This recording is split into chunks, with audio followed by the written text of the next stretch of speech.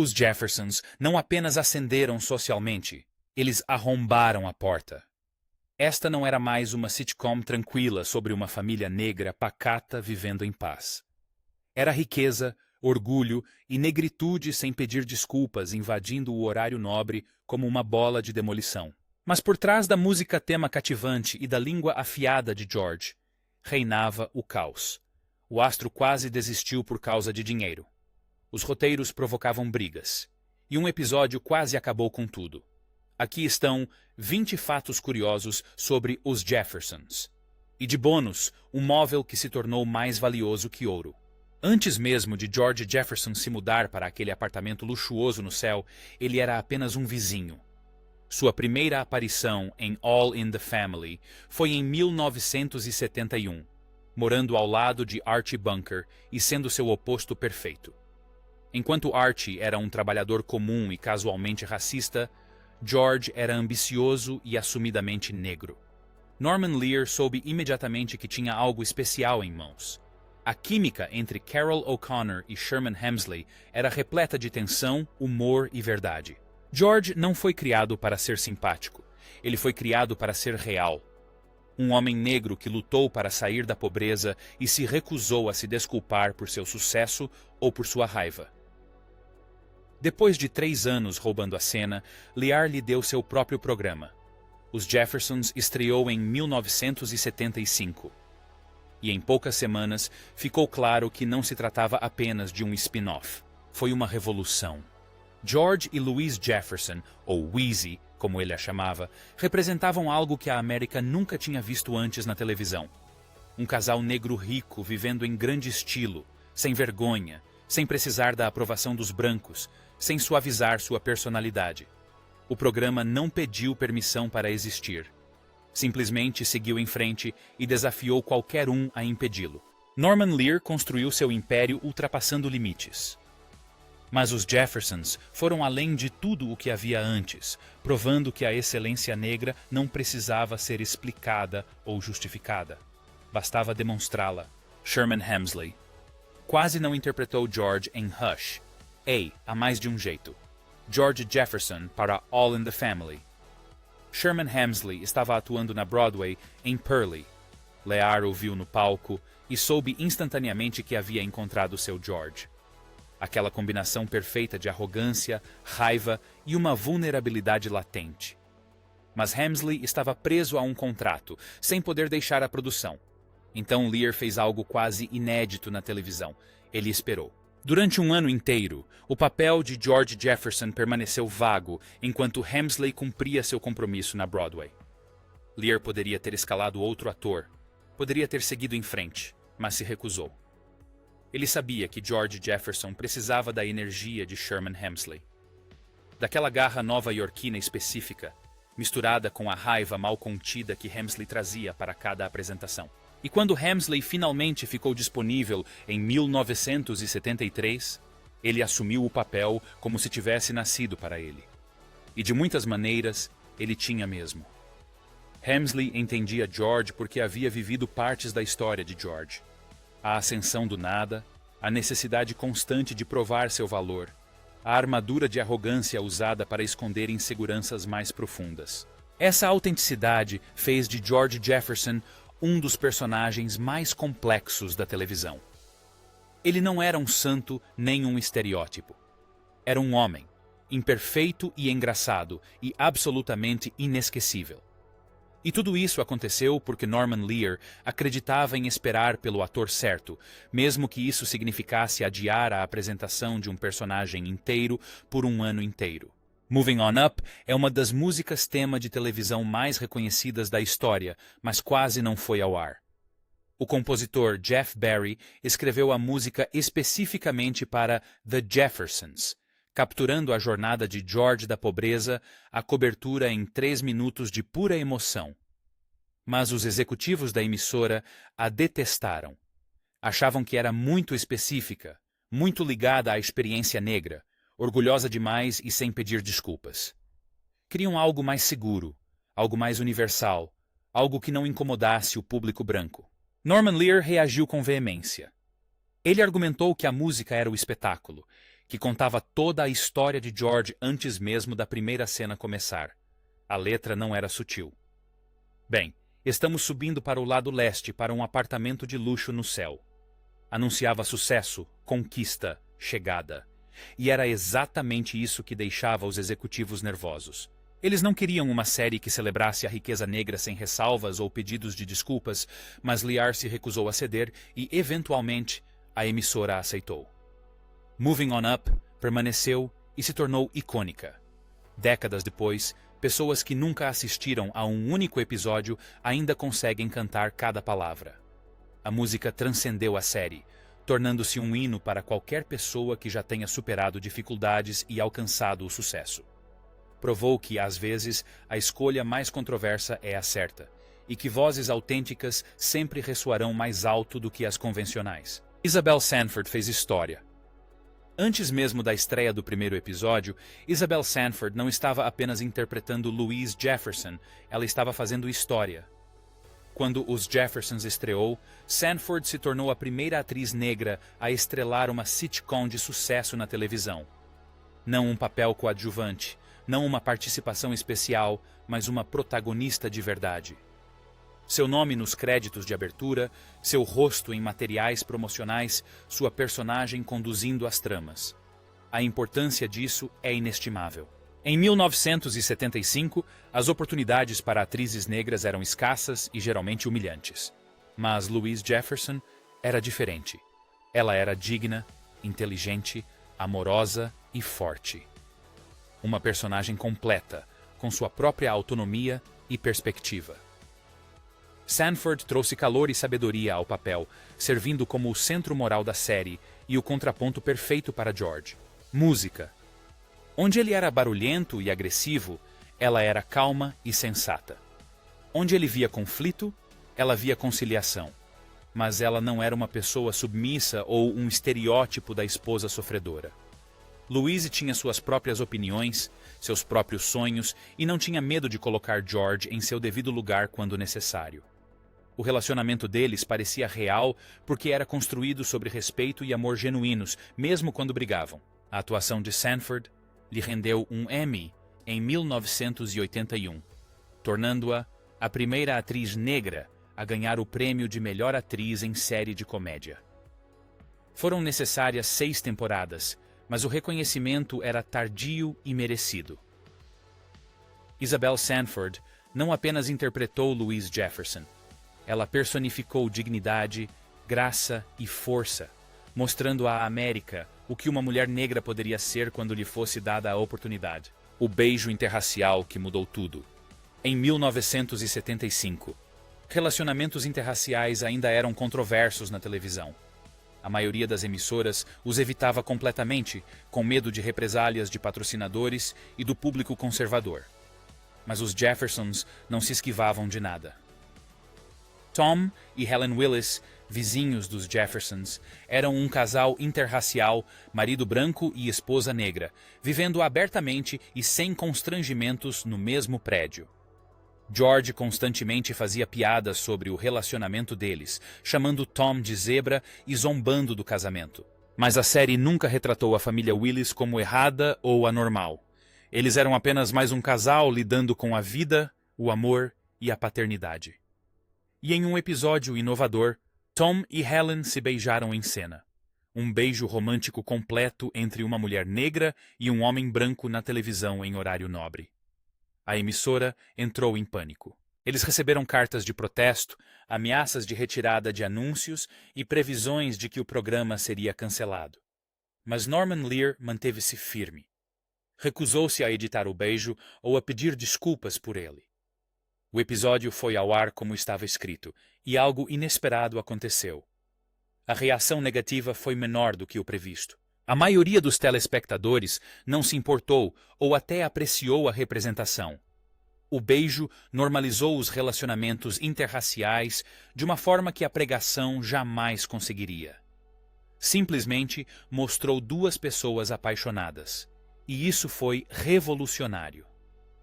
Os Jeffersons provaram que ultrapassar limites não era apenas moralmente correto. Era boa televisão. Florence era para ser uma participação temporária. Mara Gibbs chegou ao set de Jefferson esperando aparecer em um único episódio e ir embora. Sua personagem, Florence Johnston, a empregada de língua afiada que se recusava a aceitar os abusos de George, foi escrita como uma participação especial única. Mas no momento em que ela proferiu sua primeira resposta cortante a George, tudo mudou. Música. A plateia do estúdio caiu na gargalhada. O elenco não conseguia conter o riso, e Norman Lear soube imediatamente que tinha encontrado uma mina de ouro. Gibbs recebeu uma proposta para um papel recorrente e logo em seguida foi promovida a personagem fixa da série. Florence tornou-se essencial para a dinâmica do programa, servindo como contraponto cômico de George e confidente de Louise. O que tornava Florence brilhante era sua recusa em ser depreciativa. Ela era uma empregada doméstica, sim, mas tinha dignidade, sagacidade e zero tolerância à falta de respeito. Quando George dava ordens aos berros, ela respondia com comentários sarcásticos que o deixavam sem palavras. Os duelos verbais entre eles se tornaram os pontos altos de cada episódio. Duas personalidades fortes em conflito da maneira mais divertida possível. Gibbs trouxe nuances a Florence que não estavam necessariamente no roteiro. Era possível perceber a inteligência da personagem, sua frustração com as circunstâncias e sua determinação em manter o respeito próprio a qualquer custo. Florence não era apenas um alívio cômico. Ela era uma personagem completa que representava inúmeras mulheres negras que trabalhavam em empregos de serviços enquanto sonhavam com algo mais. E Mara Gibbs a interpretou com tanta sensibilidade e humor que Florence Johnston se tornou tão icônica quanto os próprios Jeffersons. Uma prova de que, às vezes, os melhores personagens são aqueles que ninguém planejou. A série abordou o suicídio quando ninguém mais o fazia. A maioria das sitcoms dos anos 70 mantinha um tom leve, evitando temas pesados que pudessem deprimir o público ou assustar os anunciantes. Os Jeffersons nunca se acovardou. Em um de seus episódios mais impactantes, a série tratou do suicídio diretamente, acompanhando um personagem que cogitava tirar a própria vida. Não houve humor, não houve suavização ou banalização. O episódio tratou o assunto com respeito, mostrando a dor por trás da ideação suicida e a importância de buscar ajuda. E os executivos da emissora estavam apavorados. Eles temiam a reação negativa do público, que o episódio fosse pesado demais para um programa de comédia. Mas Norman Lear insistiu que acreditava que a televisão tinha a responsabilidade de abordar questões reais, mesmo as desconfortáveis. O episódio foi ao ar e a resposta foi impressionante. Telespectadores escreveram cartas agradecendo ao programa por abrir espaço para conversas sobre saúde mental em suas próprias famílias. As linhas de apoio em crises relataram um aumento nas ligações de pessoas buscando ajuda. O episódio não resolveu o problema do suicídio ou das doenças mentais, mas mostrou que esses assuntos podem ser discutidos abertamente e que pedir ajuda não é sinal de fraqueza, mas sim de força. Os Jeffersons provaram mais uma vez que a comédia pode ser mais do que escapismo. Poderia ser um espelho que refletisse as lutas da sociedade, forçando o público a confrontar verdades difíceis sem deixar de entretê-lo. Esse equilíbrio entre temas sérios envoltos em humor e humanidade tornou-se a marca registrada da série e sua maior conquista. Sherman Hemsley e Isabel Sanford brigavam constantemente. Você e eu vamos fingir uma discussão para mostrar a Alan que, quando as pessoas discutem, podem dizer coisas que não querem dizer de verdade. Na tela, George e Louise Jefferson tinham uma química que tornava o casamento deles crível e envolvente. Fora das telas, Sherman Hemsley e Isabel Sanford mal se falavam. A tensão entre eles era lendária, alimentada por conflitos de personalidade e diferenças criativas que se acumularam ao longo de 11 temporadas. Hemsley era perfeccionista, obcecado com a interpretação das falas e o timing cômico. Ele ensaiava incessantemente, exigindo inúmeras tomadas até que tudo parecesse perfeito. Sanford preferia uma abordagem mais relaxada, confiando em seus instintos e deixando-se levar. Seus diferentes estilos de trabalho criaram atritos que às vezes culminavam em conflitos abertos.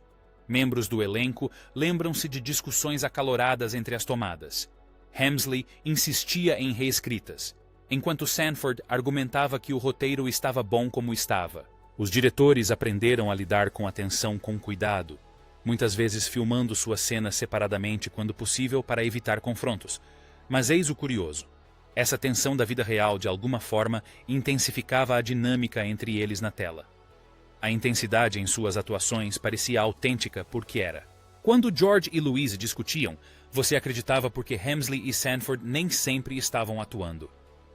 A frustração genuína que sentiam um pelo outro transparecia nos personagens, fazendo com que o casamento dos Jefferson parecesse real e vivido, em vez da perfeição de uma sitcom.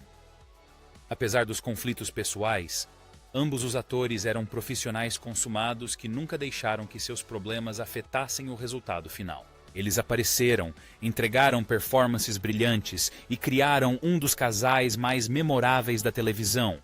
Às vezes, a melhor arte surge de lugares desconfortáveis, e o casamento dos Jefferson funcionou justamente porque os atores que os interpretavam nem sempre se davam bem.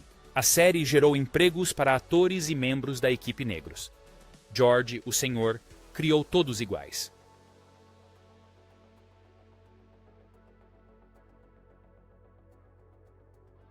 Os Jeffersons não foi revolucionária apenas pelo que foi mostrado na tela. Mudou também o que acontecia nos bastidores. Norman Lear insistiu em contratar roteiristas, diretores e membros da equipe negros, criando oportunidades em uma indústria que historicamente os excluía. A equipe de roteiristas incluía vozes negras que trouxeram perspectivas autênticas para as histórias, garantindo que a série não se baseasse em estereótipos ou interpretações externas da vida negra. Diretores como Jack Shea trabalharam ao lado de assistentes de direção negros que estavam sendo treinados para funções maiores.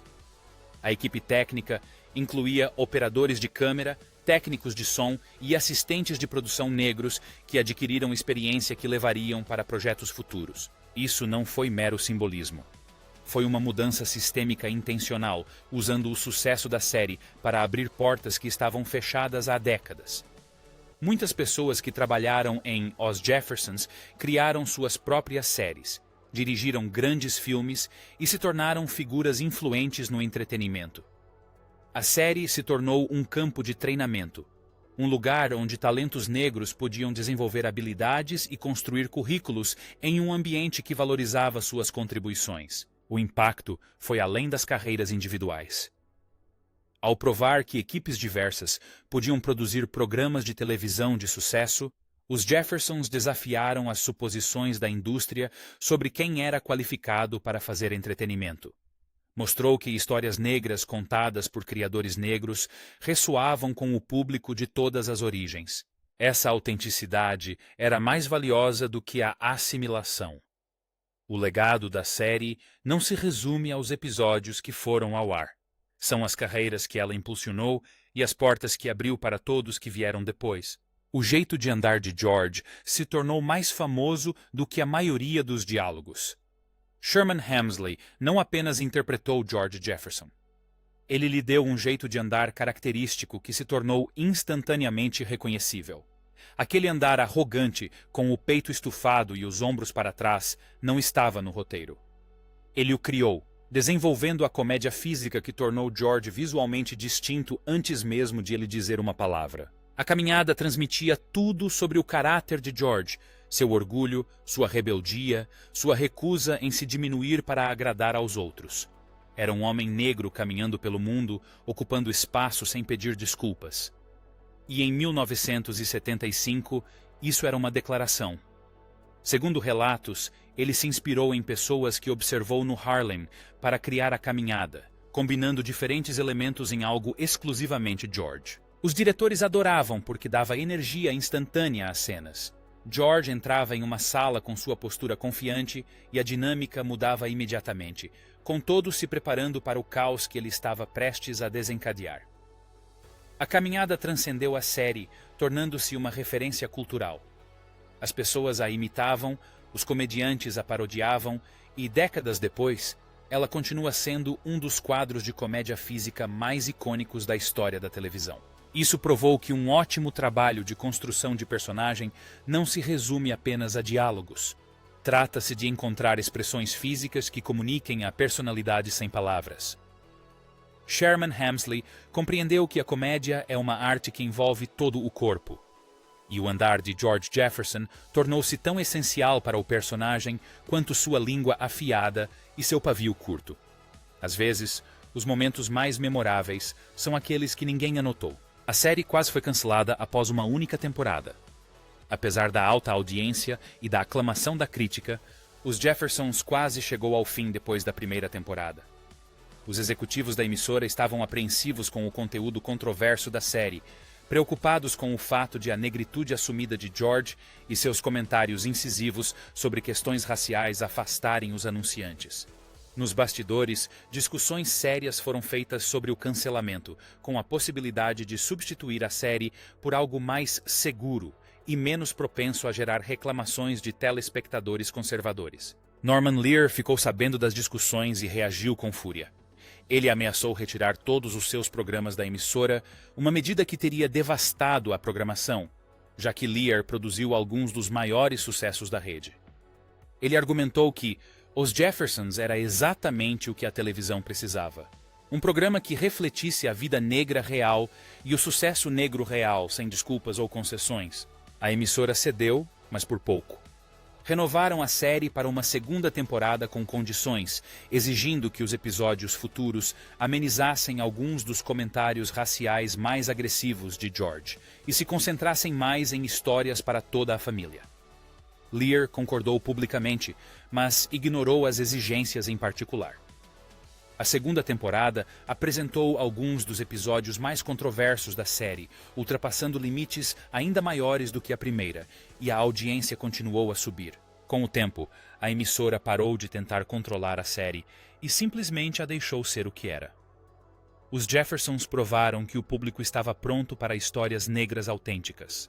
Essa controvérsia não acabou com as séries se a qualidade fosse alta o suficiente. Ela sobreviveu não por meio de concessões, mas por se recusar a mudar, e essa teimosia a salvou. Roxy Roker quebrou barreiras. Ninguém estava prestando atenção. Ele não gostava daqueles terninhos que eu costumava colocar nele quando morávamos em Nova York.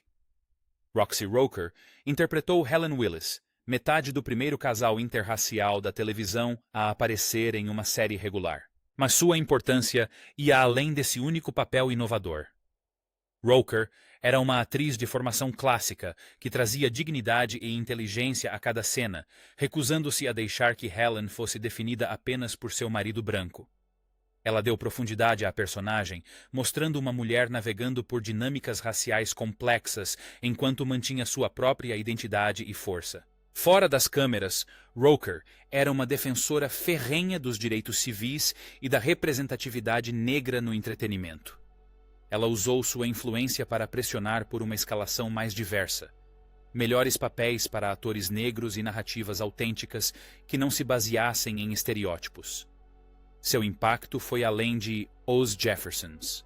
Ela abriu caminho para a normalização de relacionamentos interraciais na televisão, facilitando que séries futuras apresentassem casais diversos sem controvérsias. Roker também se tornou mentora de jovens atrizes negras, compartilhando conselhos e abrindo portas sempre que possível. Seu filho, o músico Lenny Kravitz, mais tarde a reconheceu como responsável por ensiná-lo a quebrar barreiras e a se manter fiel a si mesmo, independentemente da pressão externa. O legado de Roxy Roker não se resume ao que ela fez na tela. Trata-se de como ela usou sua visibilidade para gerar mudanças nos bastidores, travando batalhas que a maioria dos telespectadores nem imaginava que existiam. O cenário do apartamento custou mais do que a maioria dos filmes para a TV. O luxuoso apartamento de Jefferson não era apenas impressionante na tela. Era um dos cenários permanentes mais caros da história da televisão. Norman Lear não poupou despesas, insistindo em móveis de qualidade, obras de arte autênticas e detalhes genuínos que fariam o espaço parecer verdadeiramente luxuoso, em vez de obviamente falso. Os cenógrafos vasculharam Nova York em busca de móveis de época, comprando peças autênticas de alta qualidade em vez de réplicas baratas. O resultado foi um cenário que parecia e transmitia a sensação de uma cobertura real em Manhattan, com portas de terraço funcionais e uma vista autêntica da cidade visível pelas janelas. O investimento valeu a pena. O apartamento tornou-se um personagem em si, uma representação visual de tudo o que George havia conquistado e de tudo o que a série representava. O público podia ver o sucesso, a ascensão, a prova de que famílias negras podiam viver no luxo sem pedir desculpas. Mas a manutenção do cenário era cara. Os objetos de cena precisavam ser substituídos. Os móveis precisavam de manutenção e a emissora constantemente questionava se cenários tão elaborados eram necessários para uma sitcom. Lear sempre se defendeu, argumentando que a autenticidade importava, que o público conseguia distinguir entre qualidade genuína e imitação barata. O apartamento permaneceu impecável durante todas as 11 temporadas, um testemunho do compromisso da série com a excelência. Mike Evans criou o papel de Lionel Jefferson, filho de George e Louise, aparecendo primeiro em All in the Family, antes de se juntar ao elenco de The Jeffersons. Mas, após a primeira temporada, Evans chocou a todos ao pedir demissão. Ele queria se concentrar em escrever e produzir, sentindo-se limitado por interpretar o mesmo personagem ano após ano. A produção se apressou em encontrar um substituto, trazendo Damon Evans, sem parentesco com o ator, para interpretar Lionel na segunda temporada. O substituto funcionou bem, mas os fãs notaram a diferença. Mike Evans trouxe uma energia específica para Lionel, uma inteligência discreta misturada com uma rebeldia gentil contra as visões mais extremistas de seu pai. Os anos se passaram e Mike Evans viu sua carreira estagnar. As oportunidades de roteiro pelas quais ele havia deixado a série nunca se concretizaram da maneira que ele esperava. Enquanto isso, os Jeffersons continuavam prosperando, tornando-se cada vez mais bem-sucedidos a cada temporada. Em 1979, 4 anos após sua saída, Evans procurou Norman Lear para falar sobre seu retorno. Lear o acolheu de volta sem hesitar, retirando Damon Evans da série e reintegrando Mike como Lionel. O retorno pareceu natural, como se o personagem simplesmente tivesse estado ausente e voltado para casa. Mike Evans permaneceu na série até 1985, saindo novamente apenas quando sentiu que seu personagem havia cumprido seu papel. Sua trajetória provou que, às vezes, só damos valor ao que temos quando nos afastamos. A disputa salarial de Sherman Hemsley quase acabou com a produção. A série era um enorme sucesso, com altos índices de audiência e receitas publicitárias altíssimas. Mas Hemsley sentia que não estava sendo remunerado de forma justa por carregar a série inteira nas costas. Ele exigiu um aumento significativo em sua participação nos lucros, argumentando que sem George Jefferson não haveria série. A emissora recusou, oferecendo um aumento modesto, mas nada próximo do que Hemsley havia pedido. Então, ele abandonou as gravações no meio da temporada, simplesmente parou de aparecer, deixando a produção no caos. Os episódios foram reescritos às pressas para minimizar a presença de George, focando-se em Louise, Florence e no elenco de apoio. A estratégia funcionou temporariamente, mas todos sabiam que a série não sobreviveria sem sua estrela. Após 3 semanas de negociações tensas, um acordo foi fechado. Ele conseguiu o aumento. Não tudo o que queria, mas o suficiente para trazê-lo de volta. O incidente, porém, deixou cicatrizes. A confiança entre Hemsley e os produtores nunca se recuperou totalmente, criando uma tensão latente que durou o resto da série. Os membros do elenco andavam em ovos, cientes de que outra disputa poderia encerrar tudo permanentemente. Mas Hemsley havia provado seu ponto. Ele era insubstituível e finalmente havia recebido o respeito e a compensação que merecia. O episódio final nunca deveria ter sido o final. Entende o que eu quero dizer, senhor?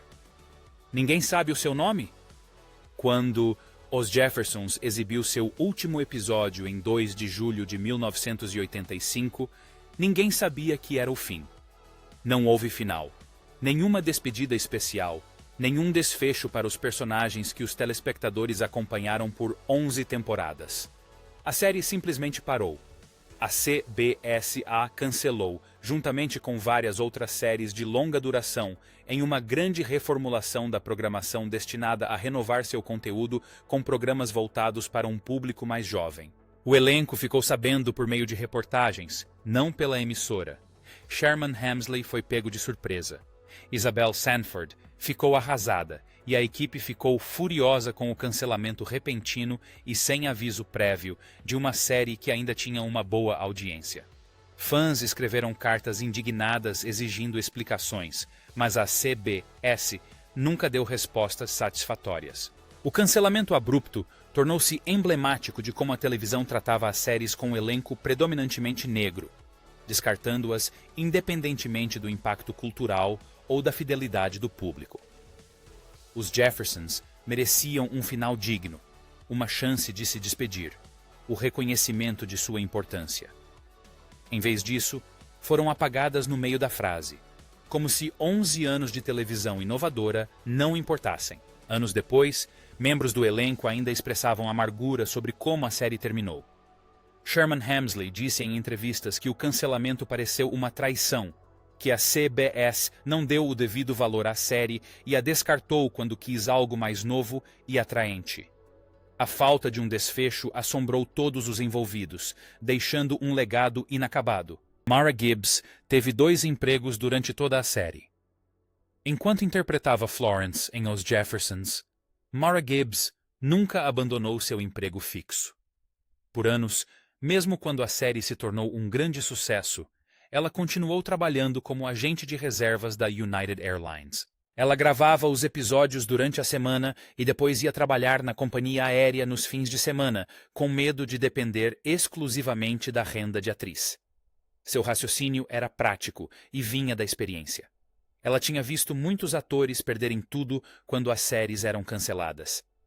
Sem plano B e com contas que não conseguiam pagar, ela mantinha os 2 empregos, se esgotando, mas garantindo sua segurança. Com o tempo, à medida que o sucesso do programa se tornou inegável e seu papel se expandiu, Gibbs finalmente deixou a companhia aérea.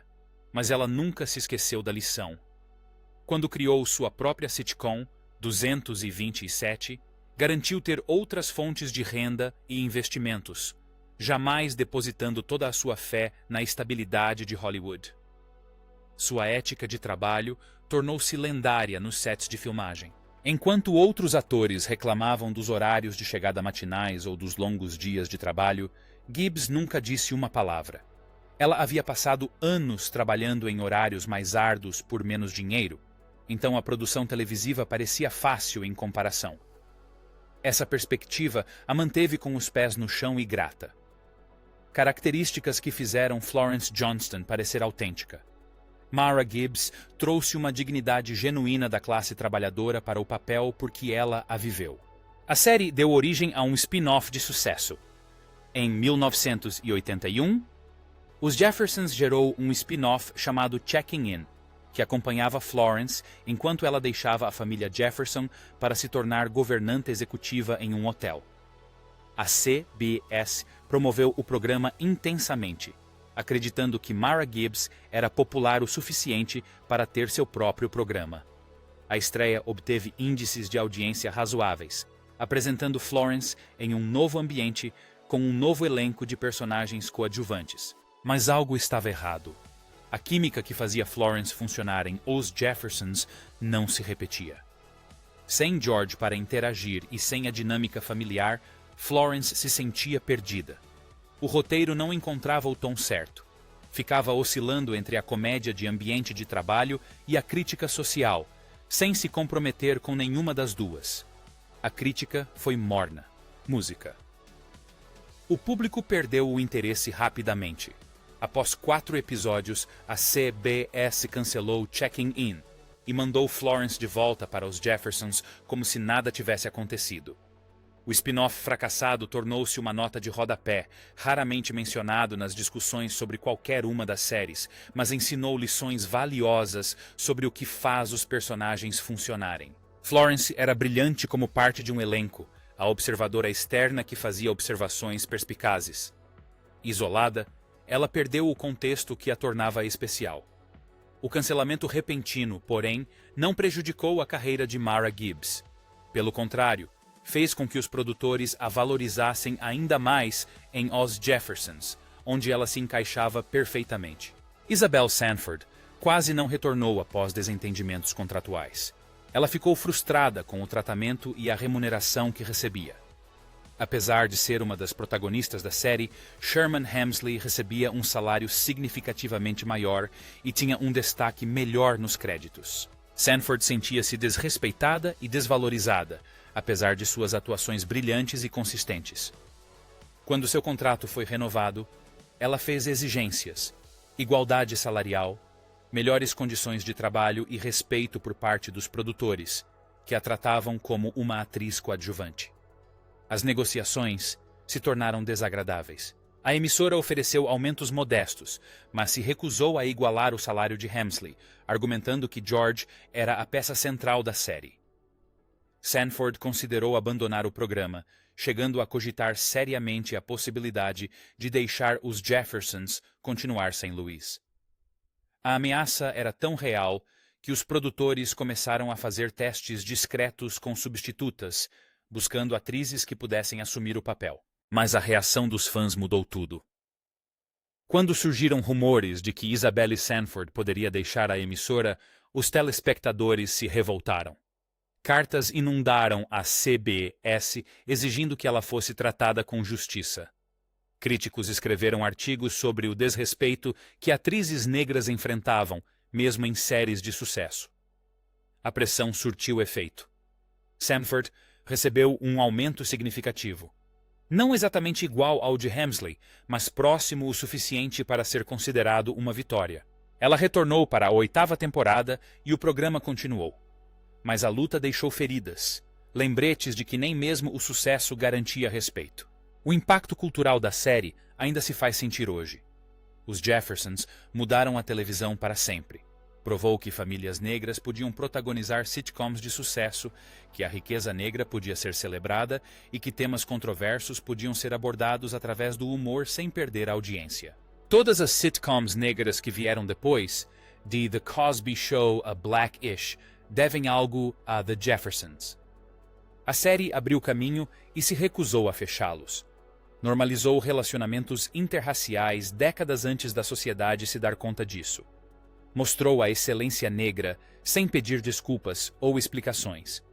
Demonstrou que a comédia podia entreter e ao mesmo tempo fazer comentários sociais, que o riso e a verdade não eram mutuamente exclusivos. George Jefferson tornou-se um ícone, um personagem que representava o melhor e o pior da ascensão social dos negros. Era orgulhoso e mesquinho, bem-sucedido e inseguro, amoroso e difícil. Era humano, complexo, real. E essa complexidade importava porque impedia que personagens negros fossem unidimensionais. A música tema se tornou um hino. O apartamento se tornou um objeto de desejo. A série se tornou essencial. Hoje, os Jeffersons é estudada em universidades, analisada em documentários e constantemente referenciada na cultura popular. Sua influência vai muito além de suas 11 temporadas. Ela mudou o que era possível, o que era aceitável, o que o público exigia. E tudo isso enquanto fazia as pessoas rirem.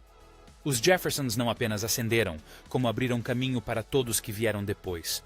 Porque alguns programas não apenas entretêm, eles mudam o mundo, uma risada de cada vez.